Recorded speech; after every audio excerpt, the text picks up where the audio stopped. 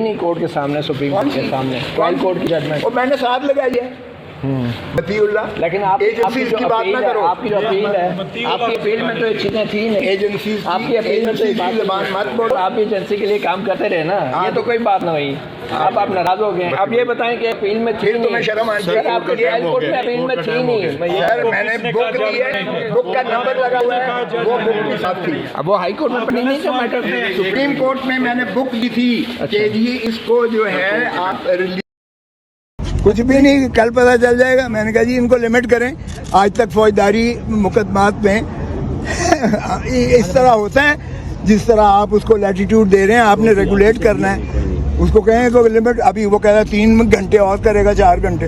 तो मैंने कहा इस तरह तो मैं 2 महीने अगर मैं पढ़ता रहूँ एक एक अथॉरिटी को, और वो नहीं होता है जमानत के मरहले पर। ये 5 मिनट का केस था।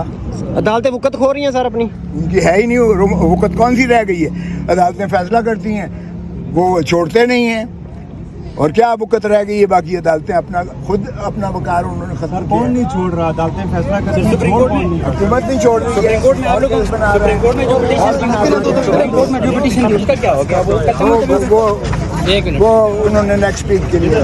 Okay sir, thank you sir, thank you. ये आप मनाजर देख सकते हैं इस्लामाबाद हाई कोर्ट के बाहर के लतीफ़ खोसा शदीद मायूस नज़र आए आज।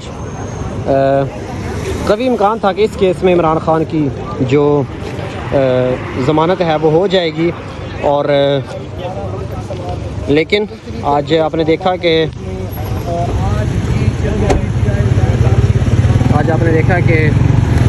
सुप्रीम कोर्ट ने कहा था कि 2 बजे तक अगर फैसला नहीं होता तो हम फिर हुक्म सुनाएंगे, लेकिन इस्लामाबाद हाई कोर्ट ने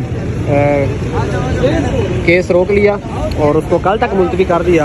और आज जो पीटीआई के वकला हैं वो अब वापस जा रहे हैं।